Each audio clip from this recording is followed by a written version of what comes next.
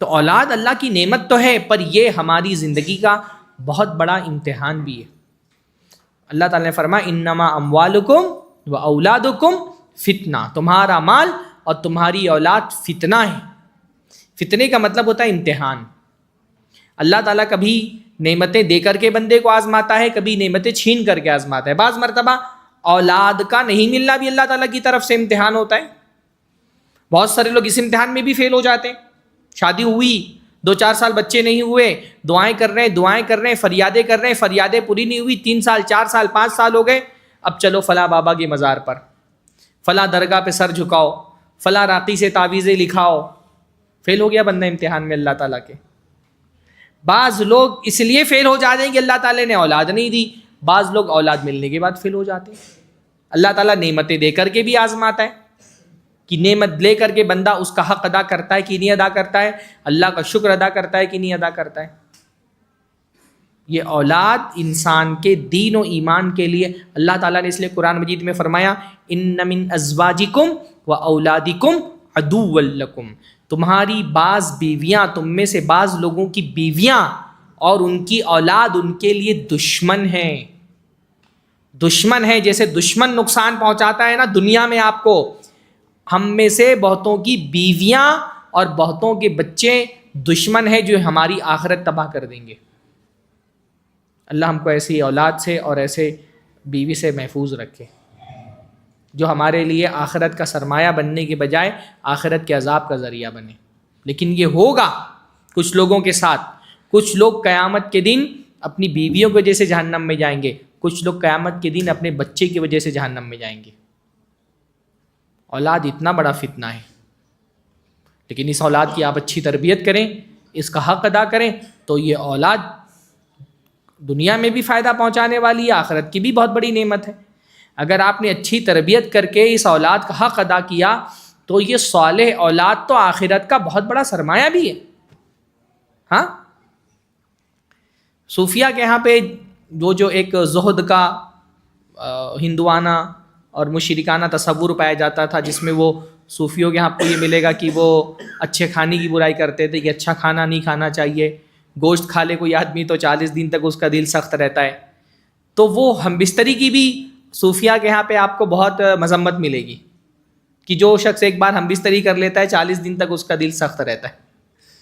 تو ایسے صوفیوں کا رد کرتے ہوئے حافظ ابن الجوزی رحمہ اللہ نے غالباً کہیں پر امام ابن الجوزی رحمہ اللہ نے لکھا ہے کہ ہم بستری بعض مرتبہ اپنی بیوی کے ساتھ ہم بستری، ایک بار کی ہم بستری انسان کی سینکڑوں سال کی عبادتوں پر غالب آ سکتی ہے اگر اس ہم بستری سے بخاری اور مسلم جیسا کوئی محدث پیدا ہو جائے تو۔ ہاں، ایک بار کی ہم بستری سے اگر اللہ تعالیٰ ایسی اولاد دے دے جو دین کے ویسے خدمت گزار بنے جیسے امام بخاری تھے، امام مسلم تھے، تو یہ ایک بار کی ہم بستری تو سینکڑوں سال کی عبادت پر آدمی کے غالب آ جائے گی۔ صوفیہ کے آپ کو بہت ملے گا کہ ایک صوفی تھے، وہ انہوں نے نکاح کیا تو نکاح تو کر لیا کیونکہ سنت تھی، دین میں مسنون تھا، لیکن پوری زندگی اپنی بیوی کے قریب نہیں گئے، اور بیوی گھر کے ایک کونے پہ بیٹھ کے عبادت کرتی تھی اور یہ گھر کے دوسرے کونے پہ بیٹھ کے عبادت کرتے تھے۔ اس طرح کی خرافات آپ کو صوفیہ کے بہت ملے گی۔ اس کا باقاعدہ اہل علم نے رد کیا ہے کہ بھائی اولاد اللہ تعالیٰ کی نعمت بھی ہے بہت بڑی، اگر یہ اولاد صالح ہو، نیک ہو، دیندار ہو، یہ تو آخرت کا بہت بڑا سرمایہ ہے۔ اللہ تعالیٰ، اللہ کے نبی صلی اللہ علیہ وسلم کی ایک حدیث ہے، ایک آدمی کا مسلسل جنت میں اس کے درجات بلند کیے جا رہے ہیں، اور وہ پوچھتا ہے کہ میں تو وفات پا چکا۔ شارحین حدیث نے یہ لکھا ہے کہ یہ قبر کا مرحلہ ہے، کیونکہ قیامت کے دن تو جو اس کا مقام ہوگا وہیں پر وہ چلا جائے گا۔ تو شارحین حدیث لکھا ہے کہ یہ قبر کا مرحلہ ہے، اور کیونکہ حدیثوں کے اندر یہ بات آتی ہے کہ قبر میں آدمی کو جنت میں اس کا مقام دکھایا جاتا ہے کہ جنت میں یہ تمہارا مقام ہے، تو جنت میں اس کے درجات وہ دیکھ رہا ہے کہ مسلسل بڑھتے جا رہے ہیں۔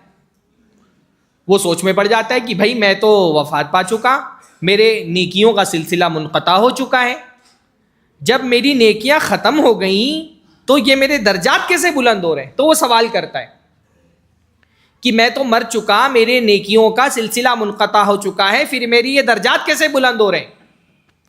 تو اس سے کہا جاتا ہے بِاِسْتِغْفَارِ وَلَدِكَ لَكَ، کہ یہ جو تمہارے درجات جنت میں بلند ہو رہے ہیں یہ تمہارے بچے کے تمہاری مغفرت طلب کرنے کی وجہ سے. تمہارا بچہ جس کو تم دنیا میں چھوڑ کر کے آئے ہو, تمہاری اولاد, تمہارا بیٹا, تمہاری بیٹی, تمہارے بچے تمہاری وفات کے بعد تمہارے لیے مغفرت کی دعا کر رہے ہیں. یہ ان کی دعاؤں کا نتیجہ ہے کہ جنت میں تمہارے درجات بلند ہو رہے ہیں. سبحان اللہ, کتنی پیاری بات ہے یہ.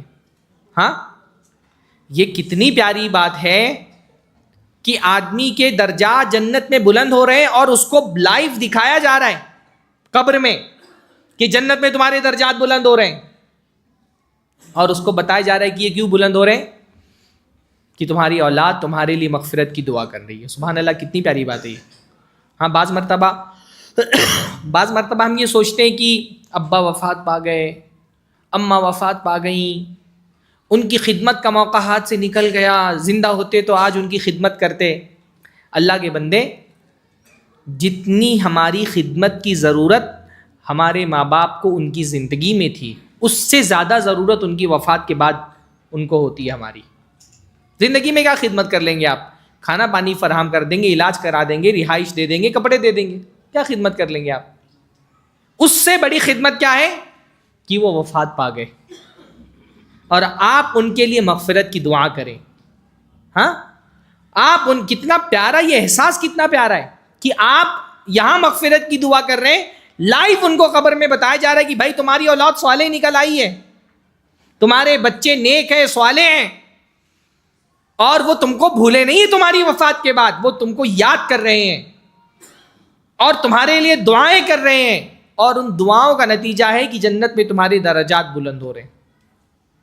اس لیے عادت بنا لیں اپنی, صبح شام دن رات کے اذکار میں اپنے والدین کے لیے دعا کریں, سجدوں میں, تشہد میں, جہاں جہاں موقع ملے جب اپنے لیے دعا کریں, اپنے والدین کے لیے بھی دعا کریں. اللہ ہم کو توفیق نصیب فرمائے.